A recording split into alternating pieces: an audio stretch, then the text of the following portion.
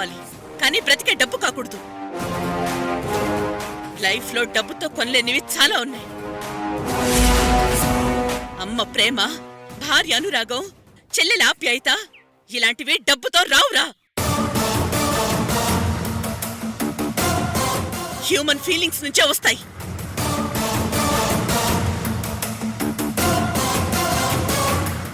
ఈ లోకంలో ఎవ్వరి అభిప్రాయాలు వాళ్ళవి. మాటలతో ఎవరి అభిప్రాయాల్ని మార్చలేం. అయినా ఆనంద్ గాడేంటి రోజీ, నేనేం చెప్తే అది చేసేశాడు. నేను ఎక్కడ క్రైమ్ చేశానో అక్కడికి రమ్మని ఆనంద్కి చెప్పాను. వాడు నన్ను పట్టేసుకుందామని పిచ్చోళ్ళ అక్కడికి వచ్చేశాడు.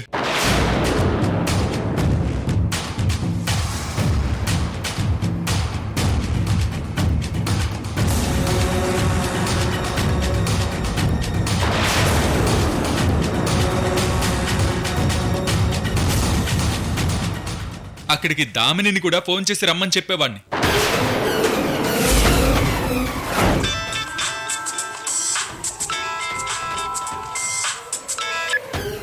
హలో హలో, ఎస్ఐ గారండి. మొన్న మీరు ఎంక్వైరీ చేసిపోన్నారు కదండి. ఈడెవడో అనుమానంగా తిరుగుతున్నాడండి. అలాగా? ఎవరు? ఎవరో నాకేం తెలుసండి. చూస్తుంటే ఈ ఘోరాలన్నీ ఆడేసేసాడనిపిస్తుంది. నువ్వు కరెక్ట్ గానే చూసావా? అయ్యో బాబోయ్, మా అమ్మ మీద ఉట్టండి. 1-2 సార్లు ఏంటి టచ్ ఆడుతున్నాడు. అందుకే మీకు ఫోన్ చేశాను. అయినా నాకెందుకు లేండి బాబు, నేనుంటానండి. లేదు లేదు, నేనొస్తున్నాను. తొందరగా రండి.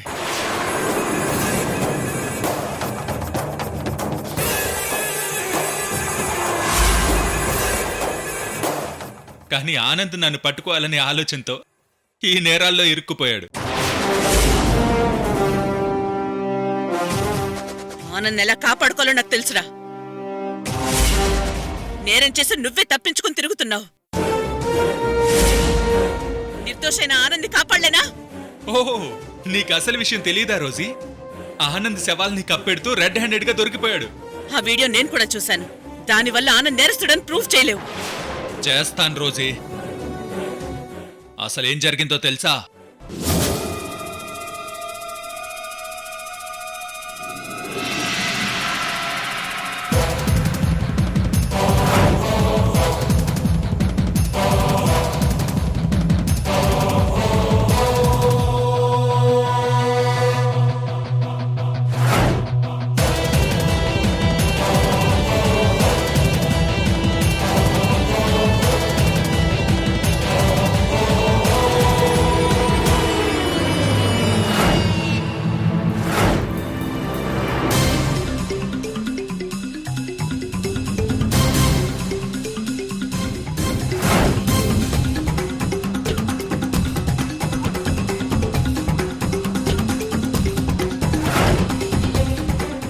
ఆ ఈడియట్ 3 శవాల్ని ఇక్కడే పాతానని చెప్పాడు. అబద్ధం చెప్పాడో నిజం చెప్పాడో తెలీదు. తవ్వి చూస్తే తవ్వుదాం, కానీ శవాలుంటే దామునికి వెంటనే ఇన్ఫార్మ్ చేద్దాం.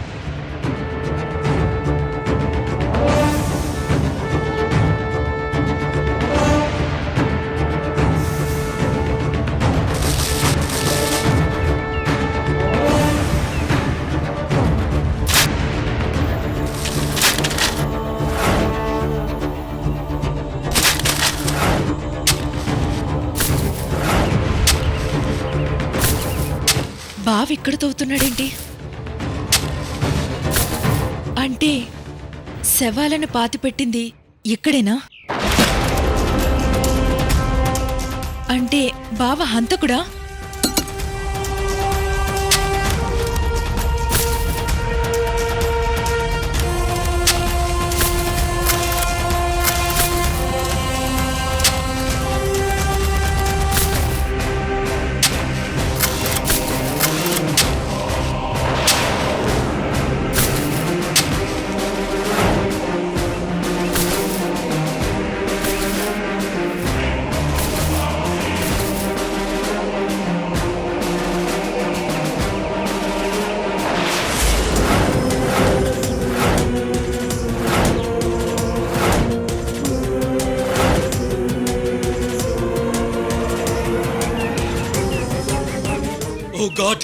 వాడు చెప్పింది నిజమే. ఈ విషయం వెంటనే పోలీసులకు చెప్పాలి.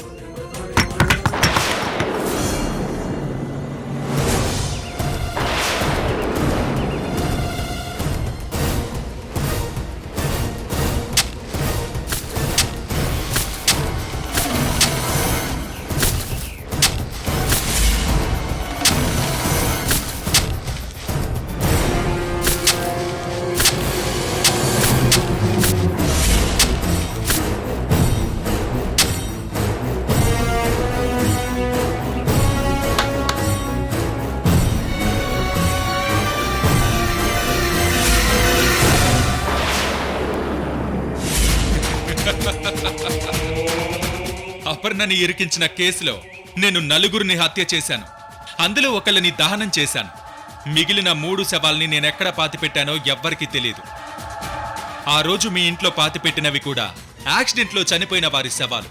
వాటిని ఆ తెలివి తక్కువ లక్ష్మి తీసుకొచ్చి మీ ఇంట్లో పాతిపెట్టింది. నేను ఎక్కడైతే 3 శవాల్ని పాతిపెట్టానో అక్కడికి ఆనంద్ వచ్చేలా చేశాను. వాడు అడ్డంగా దొరికిపోయాడు. దామిని అదంతా వీడియో తీయడమే కాదు, ఆ శవాలను పోస్ట్ మార్టంకి పంపించింది. ఇక ఆనంద్ ఉరికంబం ఎక్కడం ఖాయం. ఒక నిర్దోషిని దోషించేయటం నీకు తేలిక కావచ్చు, కానీ ఒక నిర్దోషిని బయటికి తీసుకురావడం నాకింకా తేలికరా. ఆనంద్ నిర్దోషిని ప్రూవ్ చేస్తాన్రా. అసలు నీకెందుకు రోజు ఇదంతా? ఆ రోజు అపర్ణని వదిలేసుంటే నువ్వెవరో నేనెవరోగా ఉండేవాళ్ళం. కానీ నువ్వు ఆ అపర్ణని సేవ్ చేయాలనుకున్నావు. ఆ రోజు నుంచి ఈ రోజు వరకు మీ ఇంట్లో ఎవ్వరికైనా మనశ్శాంతి ఉందా? నీ నిర్ణయం వల్ల నిన్ను నమ్ముకున్న వాళ్ళందరూ బాధలు పడుతున్నారు, చివరికి మా బాబాయ్తో సహా. పోనీ ఇవన్నీ ఎవరి కోసం చేశావో ఆ అపర్ణైనా నీ వైపుందా? లేదు కదా. రేయ్, మనుషుల మధ్య బంధాల్లో అక్కడక్కడ విభేదాలు రావచ్చు, కాని శాశ్వతంగా కూల్పోవురా. అపర్ణకి నిజం ఎప్పటికైనా తెలుస్తుందిరా. ఇక మనశ్శాంతి అంటావా? న్యాయం కోసం పోరాడేటప్పుడు కొంత స్ట్రగుల్ ఉంటుంది. నిజమైన యోధులకు అది ఆత్మతృప్తినిస్తుంది. అది నీకు చెప్పిన అర్థం కాదు. కాని ఒక్కటి మాత్రం నిజంరా, త్వరలోనే ఆనంద్ని నిర్దోషిని ప్రూవ్ చేస్తాను. నీ అంత చూస్తాను. All the best Rosie, all the best.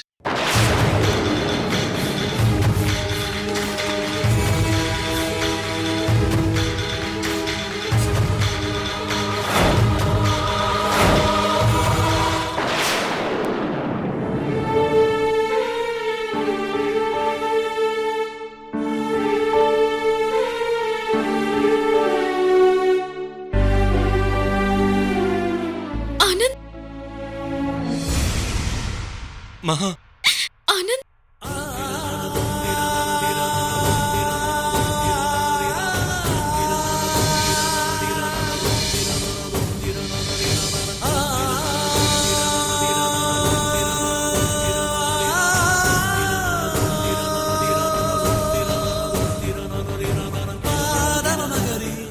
ఏమైంది ఆనంద్? అసలు ఇందులో నువ్వెలా ఇరుక్కున్నావు? నేనేం చేయలేదు మహా. ఈ హత్యలకు నాకు ఎటువంటి సంబంధం లేదు. నాకు తెలుసు ఆనంద్, చీమకు కూడా హాని చెయ్యని నువ్వు ఇన్ని హత్యలు ఎలా చేస్తావు? ఇదంతా ఎవరో పన్నిన కుట్ర.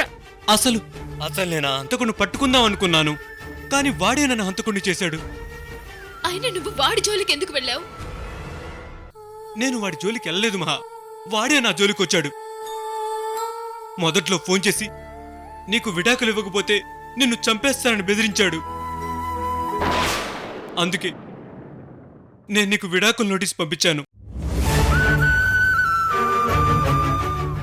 మరి నువ్వు ఆ చైనీస్ యాప్ ని ఎందుకు డౌన్లోడ్ చేసావు? ఆ యాప్తోనే వాడు నాకు ఫోన్ చేసేవాడు. అందువల్ల వాడి నంబర్ నాకు కనిపించేదే కాదు, వాడెవరో తెలిసేది కాదు. చివరికి ఒక ఫ్రెండ్ సహాయంతో వాడి నంబర్ సంపాదించాను. అప్పుడు అది పోలీసులకు ఇవ్వాల్సింది కదా, లేదా నాకు అమ్మకు చెప్పాల్సింది. నువ్వెందుకు ఇన్వెస్టిగేషన్ మొదలు పెట్టావు? నా కర్మ కాలి వాణ్ణి పట్టుకుని హీరోనవుదాం అనుకున్నాను, కానీ జీరోనయ్యాను. నీతో ప్రాబ్లం ఇదే. సరైన టైంలో సరైన నిర్ణయం ఎప్పుడు తీసుకోవు. దానివల్ల నువ్వు కష్టపడి చుట్టూ ఉన్న వాళ్ళని కష్టపెడతావు. మహా, ఇప్పుడు ఏం చేయాలో తెలియడం లేదు మహా.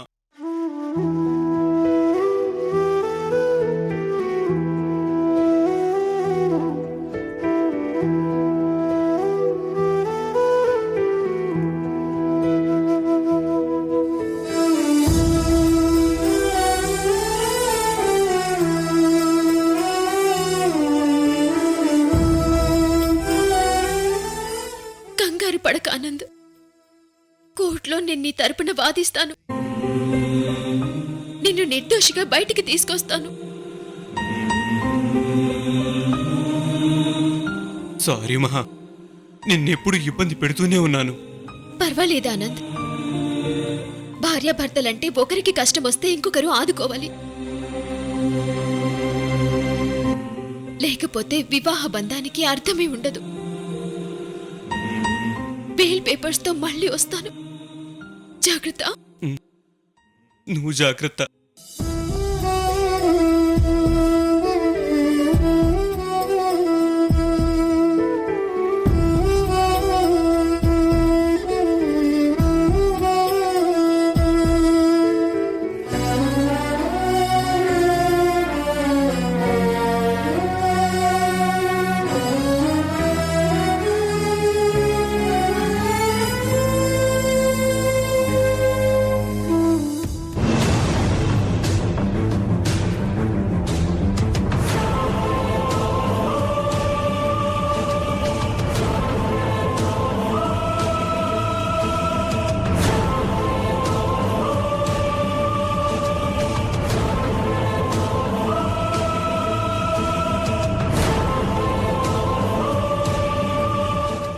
అరవింద్, పద నాన్న, ఇంటికి వెళ్ళిపోదాం. ఎన్ని పాపిష్టి కళ్ళు నీ మీద పడ్డాయో, నీకు దిష్టి తీయాలి. పద. పర్వాలేదు పిన్ని. అపర్ణ ప్రేమ నాకు తోడుగా ఉండగా ఎవ్వరూ నన్నేం చేయలేరు.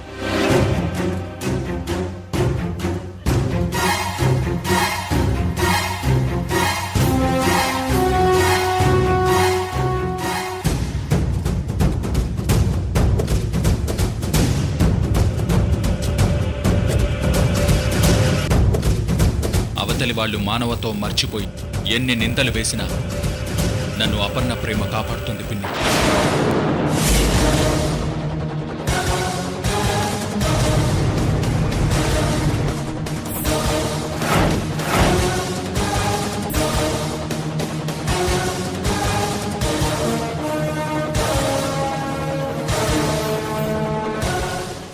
రేయ్, ఎవర్రా మానవతో మర్చిపోయింది? నువ్వా మేమా?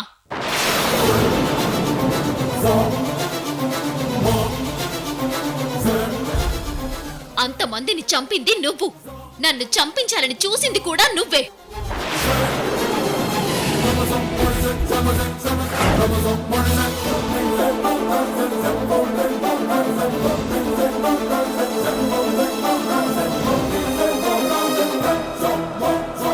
నీ అసలు స్వరూపం బయట పెట్టాలని చూసిన నా భర్తని ఈ కేసులో ఇరికించి నీతులు చెప్తున్నావా? మహా,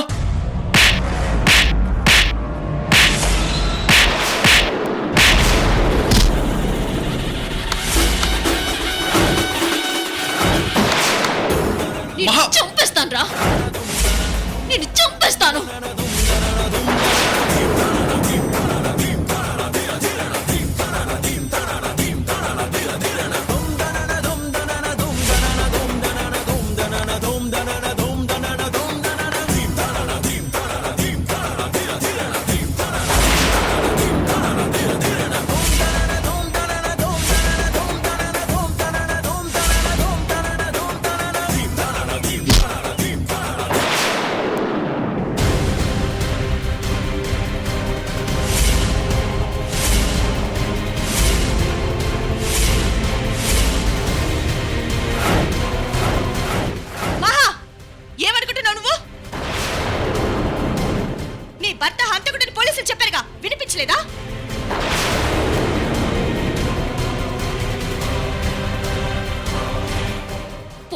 చెప్పిందే నిజమైతే వాళ్ళు ముందు హంతకురాలంది నిన్నే.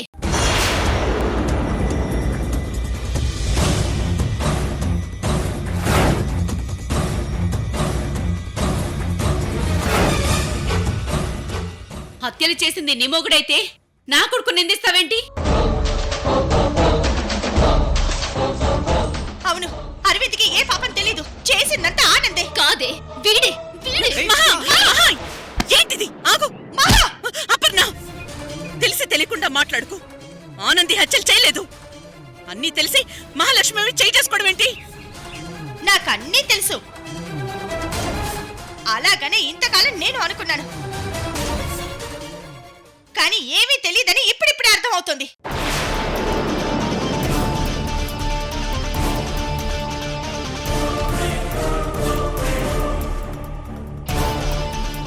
మా అమ్మ అందరినీ ఒకేలా ప్రేమిస్తుందని, న్యాయం వైపే నిలబడుతుందనుకున్నాను. కానీ అది తప్పని ఇప్పుడే తెలుస్తుంది.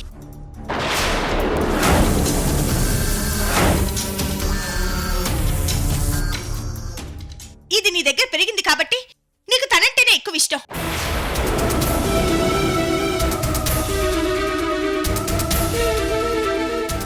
ఆవిడ మొగుడు ఎన్ని తప్పులు చేసినా నీకు కనపడవు.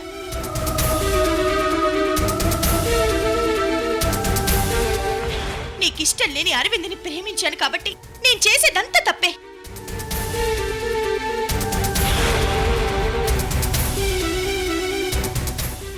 ఏం న్యాయమమ్మా ఇది? నా గురించి తెలిసి కూడా అలా ఎలా మాట్లాడగలుగుతున్నావు అపర్ణ? నాకు మీరందరూ ఒకటే. మీ అందరి గురించి తెలిసి చెప్తున్నాను, క్రిమినల్ ఆనంద్ కాదు, అరవింద్. ఇంకా చెప్పు. ఒకప్పుడు ఇదే అరవింద్ చాలా మంచివాడని నువ్వే చెప్పావు.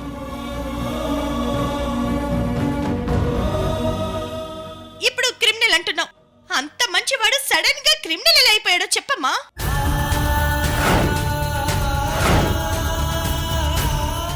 ఏ అపర్ణ, ఎవరితో మాట్లాడుతున్నావు తెలుసుకొని మాట్లాడు. అమ్మని ఎదిరించేంత గొప్పదాని అయిపోయావా? అరవింద్ మొదటి నుంచి అమాయకుల్లా నటిస్తున్నాడు.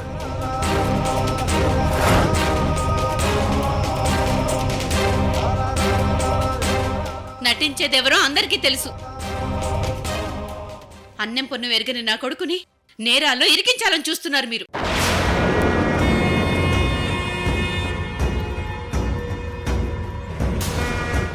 అతన్ని ఎవ్వరూ ఇరికించరు తల్లి, అతనే అందర్నీ ఇరికిస్తాడు.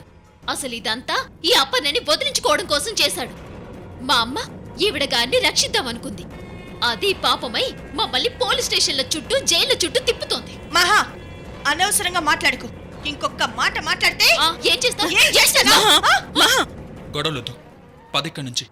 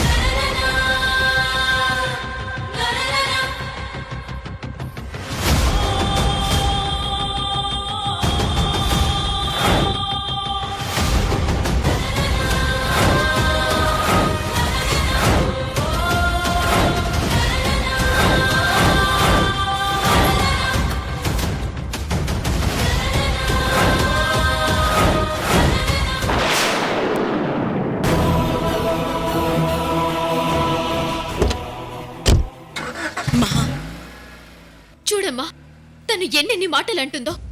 తన మంచి కోసమే కదా నువ్వు ఇదంతా చేసింది. ఎన్ని బాధలు పడింది. బాధపడకు మహా. తనిప్పుడు అరవింద్ మాయలో ఉంది.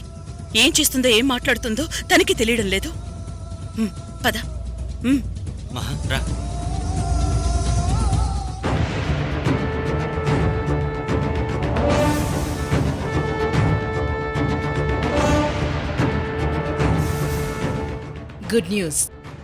గుడ్ న్యూస్ చెప్పావు శైలజ. ఆ రోజీ సమస్యల్లో పడిపోయింది అంటే ఇంక మన జోలికి రాలేనంత బిజీగా ఉంటుందన్నమాట. అవును లక్ష్మి గారు, ఆ అరవిందునే అనుమానించింది. ఈ హత్యలన్నీ చేసింది అతనే అనుకుంది. అందుకే అరవింద్ని ఆ కేసులో ఇరికించింది. కానీ అనుకోకుండా దీంట్లో ఆనంద్ ఇరుక్కుపోయాడు.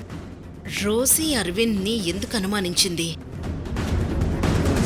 తను అనుమానించింది అంటే అది నిజమయ్యే అవకాశం ఉంది. మనం అరవింద్ని కూడా వాచ్ చేస్తే మంచిది. తను అందర్నీ అనుమానిస్తుంది కదా. తను తప్ప అందరూ అవినీతి పరులే అనుకుంటుంది. కానీ తను అనుమానించింది అంటే అందులో ఎంతో కొంత నిజం ఉంటుంది శైలజ. ఉహుం. అరవింద్ అలాంటివాడు కాదండి. అతనంత అమాయకంగా ఎవ్వరూ ఉండరు. నేను అదే అనుకుంటున్నాను. కానీ కొన్ని చోట్ల అరవింద్ ప్రవర్తన అనుమానం కలిగిస్తుంది. ముఖ్యంగా చెన్నకేశవులపై మర్డర్ అటెంప్ట్ జరిగినప్పుడు అరవింద్ ఎక్కడున్నాడో క్లారిటీ లేదు. అలాగే ప్రేమ విషయంలో కూడా అతనిలో క్లారిటీ లేదు. ఒకసారి అపర్ణ అంటాడు, ఇంకోసారి నీహారిక అంటాడు. మేడం, షేర్ మార్కెట్లో మన కంపెనీ షేర్స్ బాగా పెరిగాయి.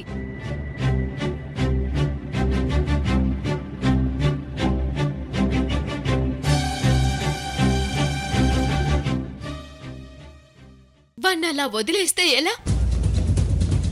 వాడి వల్ల ఇంకెంతమంది అమ్మాయిలు బలైపోతారో. మహా, ఇప్పుడు మనం చేయాల్సింది ఆనంద్ని రక్షించుకోవడం, వాణ్ణెవరినూ శిక్షించడం కాదు.